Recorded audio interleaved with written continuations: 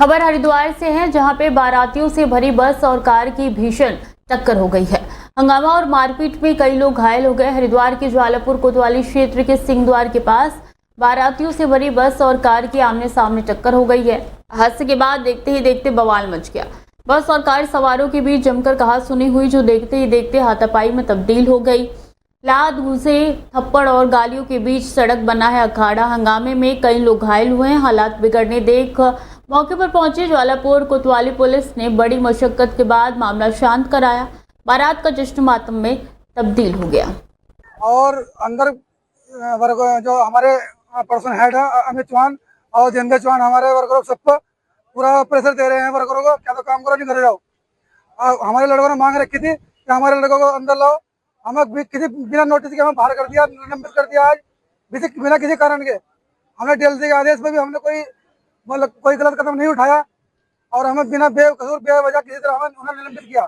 हमारा पहले तो यहाँ से ट्रांसफर मारा गया हैदराबाद के लिए, जो कानून में लिखा हुआ नहीं कि हम प्राइवेट जॉब में हैदराबाद जाए, लेकिन हम इनकी बात मान के श्रम विभाग पहुंचे। श्रम विभाग पहुंचने के बाद हमने इनकी बात मानी कि चलो 1-2 सप्ताह के लिए हम चले जाएंगे। आने के बाद अब हमारे सस्पेंड मार दिए और हमारे पीछे जब यहाँ से ट्रांसफर मारा गया तो हमारे पीछे बदमाश लगाए गए। जो बदमाश और पुलिस कंपनी के अंदर आके नेम प्लेट चेंज करके हमको धमकाया गया। और उसके बाद में हमने डीएम एसडीएम के यहाँ पे कार्रवाई दी, अपना एफिडेविट दिया कि सर हमारे साथ ऐसा हो रहा है। हम जब 9 तारीख में यहाँ पे पहुंचे दोबारा, तो वही बदमाश कंपनी का।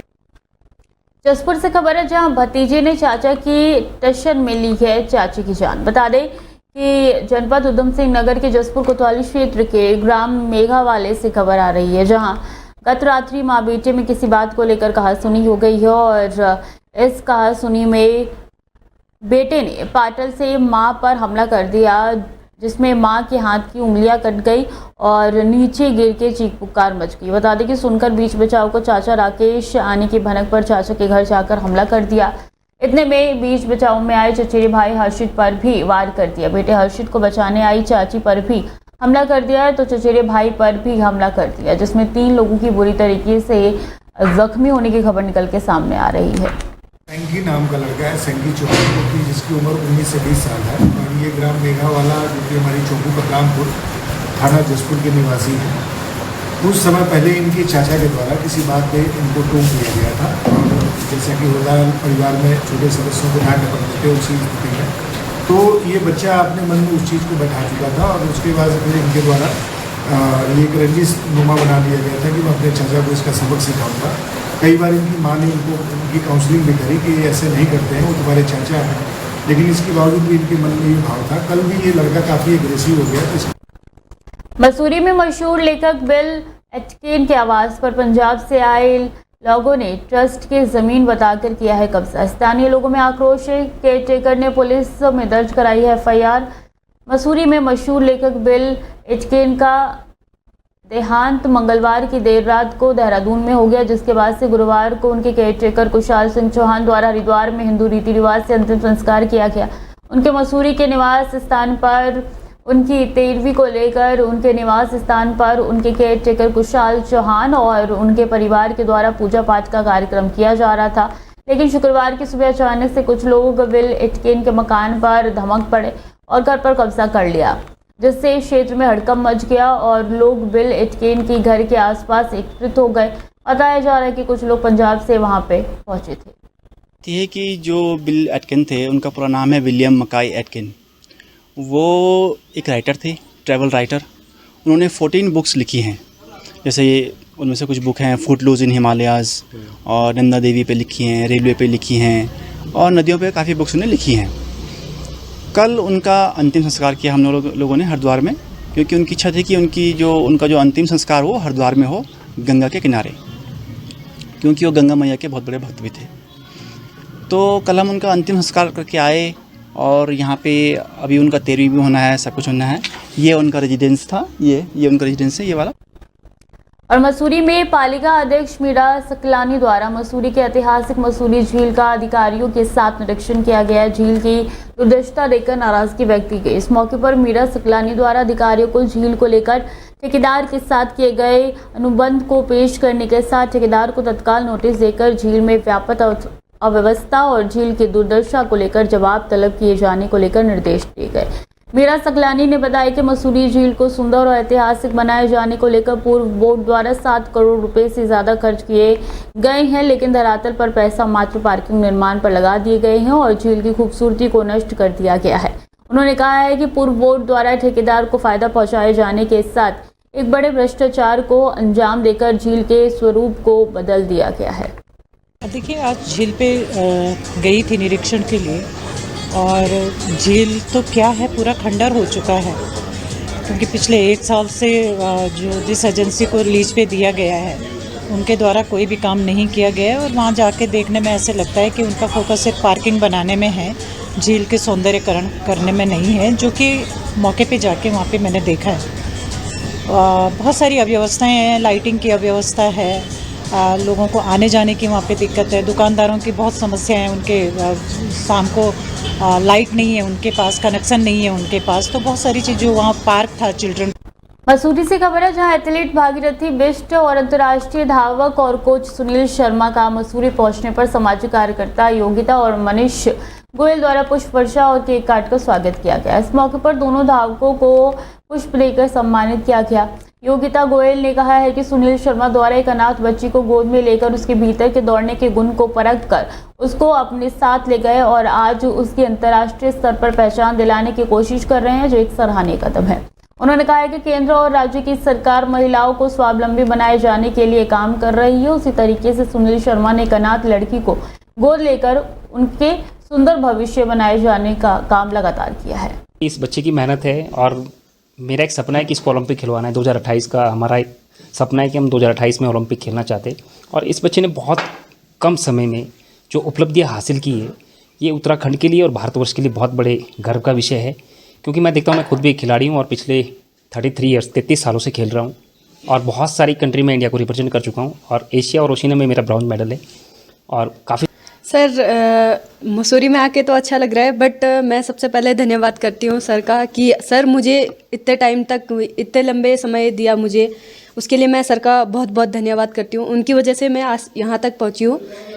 आई थिंक मुझे नहीं था पता कि स्पोर्ट्स में क्या कैसे जाना है आगे, और जब ये मेरे साथ जुड़े और इनकी मेहनत आज, यस सर, बहुत तैयार। मैराथन का भी, ओलंपिक का भी सपना है, तो किस तरीके से मेहनत कर रही है सर? मेहनत तो बहुत कर रहे हैं। प्रदेश के मुख्यमंत्री पुष्कर सिंह धामी ने हिमवती नंदन बहुगुणा गढ़वाल केंद्रीय विश्वविद्यालय परिसर श्रीनगर में आयोजित छात्र संघ उद्घाटन समारोह 2024-25 में मुख्य अतिथि के रूप में शिरकत की। उन्होंने दीप प्रज्वलित कर कार्यक्रम का शुभारंभ किया। इस अवसर पर मुख्यमंत्री पुष्कर सिंह धामी ने कहा कि राज्य सरकार विश्वविद्यालय के विकास के लिए पूर्ण रूप से प्रतिबद्ध है। उन्होंने कहा है कि सरकार उत्तराखंड को प्रगति के पथ पर अग्रसर करने के लिए विभिन्न नवीन कार्य योजनाओं पर काम कर रही है। मुख्यमंत्री ने कहा है कि युवा शक्ति देश का भविष्य है और सरकार युवाओं को सशक्त बनाने के लिए निरंतर प्रयासरत है।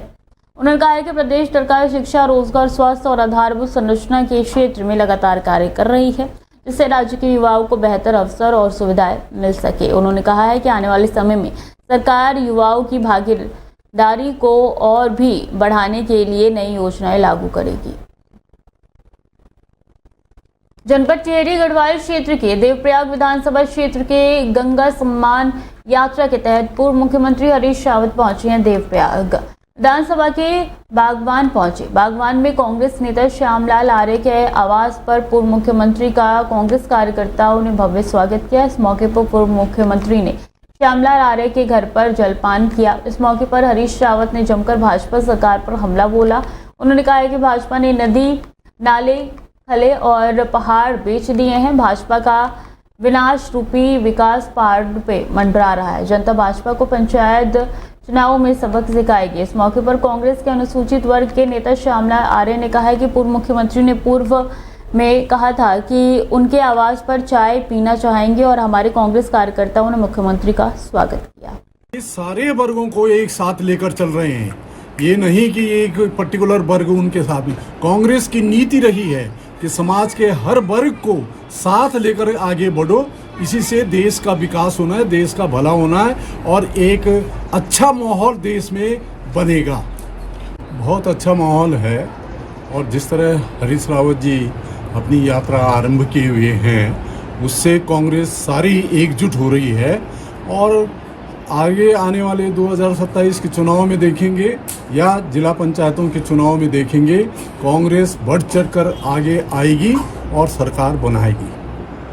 तो गंगा ही है और गंगा की पवित्रता, उनके परिवेश की रक्षा हमारा राष्ट्रीय धर्म भी है और उत्तराखंड का प्रमुख कर्म भी है। और इस समय जिस तरीके से गंगा के दोनों किनारों में अनियंत्रित विकास का शिकार हो रही हैं वो बड़ा चिंताजनक है।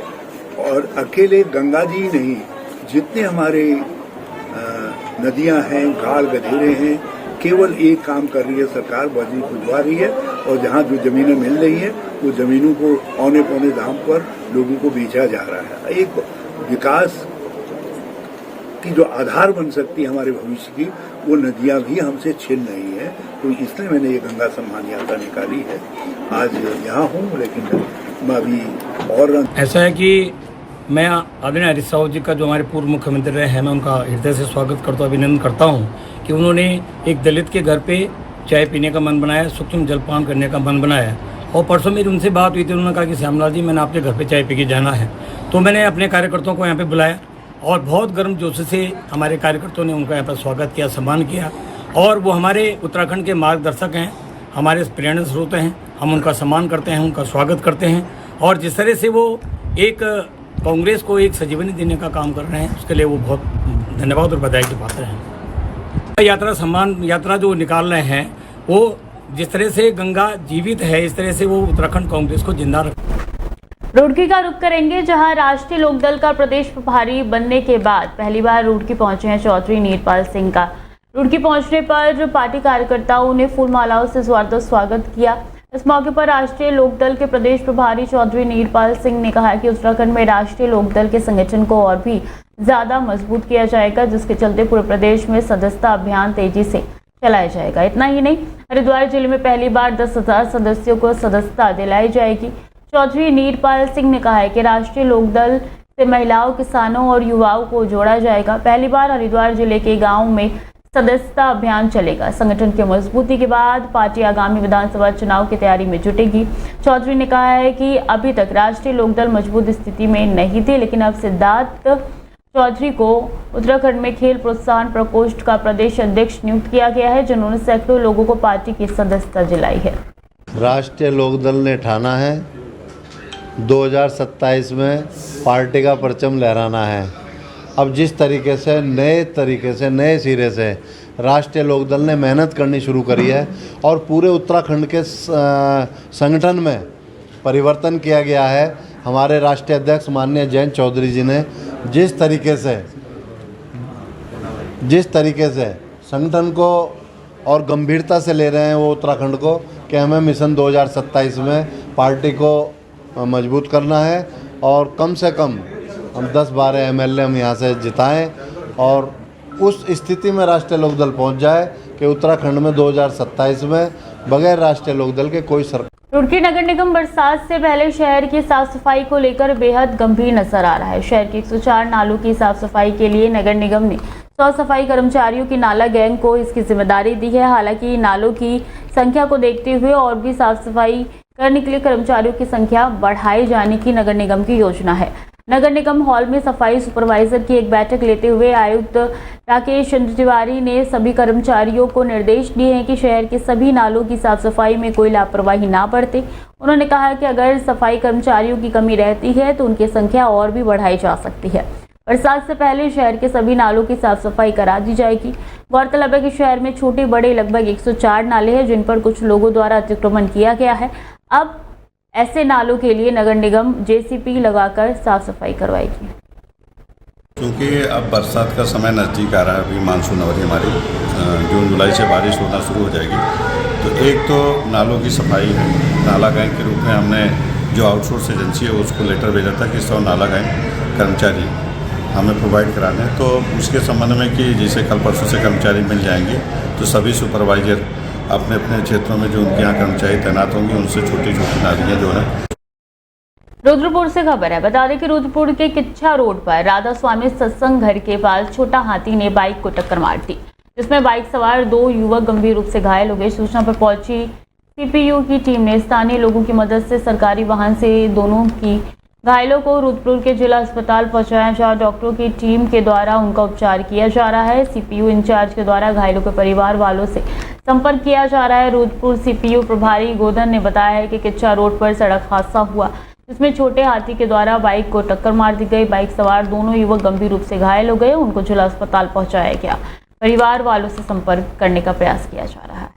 ये राधा स्वामी सत्संग के सामने जो सत्संग है, राधा स्वामी सत्संग है, जहाँ पर ये ब्रिज का काम चल रहा है, जो उससे आगे जो कट है, तो वहाँ पर जो किच्छा से रोड आता है, तो वहाँ पर इनका एक्सीडेंट हुआ है। छोटे हाथी से इनका गाड़ी टकराई है, दोनों बहुत बुरी तरीके से घायल हैं। तो मुझे जैसी सूचना मिली, मैं तुरंत घटनास्थल पर पहुंचा हूं और दोनों लड़कों को अपनी गाड़ी में लेकर मैं सरकारी